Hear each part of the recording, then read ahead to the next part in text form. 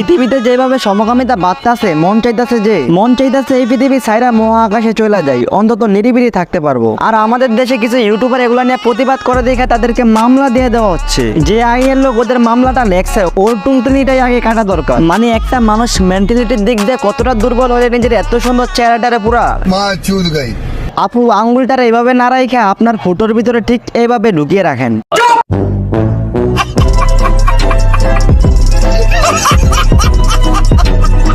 A maioria das amigas da minha ex-mina tão querendo dar na. Oh na, olha as amigas da minha ex-mina louca e doida querendo soltar na, vai!